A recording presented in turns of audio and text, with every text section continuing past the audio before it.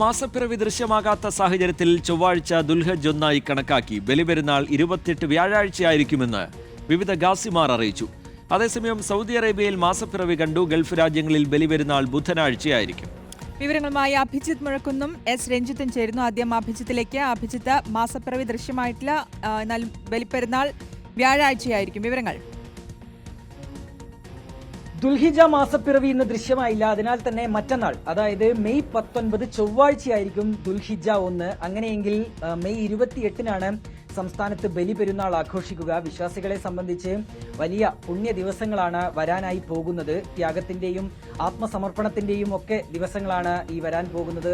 ഇബ്രാഹിം നബിയുടെ ത്യാഗത്തിന്റെ വിശ്വാസം, അതിനെ ഓർമ്മിപ്പിച്ചുകൊണ്ടാണ് വിശ്വാസികൾ ബലിപെരുന്നാൾ ആഘോഷിക്കുകയും ചെയ്യുന്നത്. ഏതായാലും ഇന്ന് മാസപ്പിറവി ദൃശ്യമാകാത്തതിനാൽ തന്നെയാണ് മറ്റന്നാൾ ദുൽഹിജ 1 ആഘോഷിക്കുന്നതും ആരംഭിക്കുന്നതും. അങ്ങനെ മെയ് 28-നാണ് വിശ്വാസികൾ ബലിപെരുന്നാൾ ആഘോഷിക്കുകയും ചെയ്യുക. ആ ഒരു പുണ്യ ദിവസത്തിനായുള്ള കാത്തിരിപ്പിൽ കൂടിയാണ് ഇസ്ലാം മതവിശ്വാസികൾ എല്ലാവരും. ശരി, അഭിജിത്ത് മുഴക്കുന്ന വിവരങ്ങൾ നൽകുകയായിരുന്നു. എസ് രഞ്ജിത്ത് കൂടി നമുക്കൊപ്പം വിവരങ്ങളുമായി ചേരുന്നുണ്ട്. രഞ്ജിത്ത്, സൗദി അറേബ്യയിൽ മാസപ്പിറവി കണ്ടിട്ടുണ്ട്. ഗൾഫ് രാജ്യങ്ങളിൽ ബലിപെരുന്നാൾ ബുധനാഴ്ചയായിരിക്കും. വിശദാംശങ്ങൾ എങ്ങനെ എസ് രഞ്ജിത്ത്?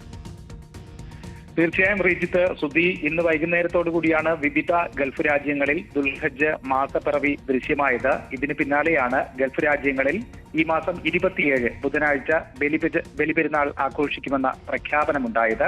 ഹജ്ജിന്റെ പ്രധാന ചടങ്ങായ അറഫ സംഗമം ഈ മാസം 26-നാണ് നടക്കുക. ഒമാനാണ് ദുൽഹജ്ജ് മാസപ്പിറവി കണ്ടതായി ആദ്യം സ്ഥിരീകരിച്ചത്. ഇതിന് പിന്നാലെ സൗദി അറേബ്യയും ഖത്തറും ഒമാനും അടക്കമുള്ള മറ്റ് വിവിധ രാജ്യങ്ങളും ഇത് സംബന്ധിച്ച പ്രഖ്യാപനം നടത്തി. മാസപ്പിറവി നിരീക്ഷിക്കുന്നതിനായി വിപുലമായ ക്രമീകരണങ്ങളാണ് ഗൾഫ് രാജ്യങ്ങളിൽ ഏർപ്പെടുത്തിയിരുന്നത്. നഗ്ന നേത്രങ്ങളിലൂടെയോ അതുപോലെ തന്നെ ദൂരദർശനികളുടെ സഹായത്താലോ മാസപ്പിറവി കാണുന്നവർ അധികൃതരെ വിവരമറിയിക്കണമെന്ന് കഴിഞ്ഞ ദിവസം സൗദി സുപ്രീം കോടതി അടക്കമുള്ള അധികൃതർ വിശ്വാസികളോട് ആഹ്വാനം ചെയ്തിരുന്നു. സാധാരണയായി ബലിപെരുന്നാളിന്റെ തലേ ദിവസമായ ഈ മാസം 26-നാണ് ഹജ്ജിന്റെ പ്രധാന ചടങ്ങായ അറഫ സംഗമം വരുന്നത്.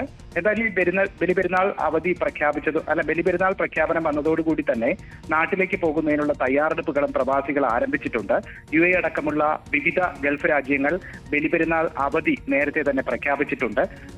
ഇത്തവണ വിവിധ ഗൾഫ് രാജ്യങ്ങൾ നീണ്ട അവധിയാണ് പ്രഖ്യാപിച്ചിരിക്കുന്നത്. അതുകൊണ്ട് തന്നെ ഈ ബലിപെരുന്നാൾ ആഘോഷങ്ങൾക്ക് പ്രവാസികൾക്ക് ഒരു നീണ്ട അവധിക്കാലം ലഭിക്കും എന്നതും പ്രത്യേകതയാണ്.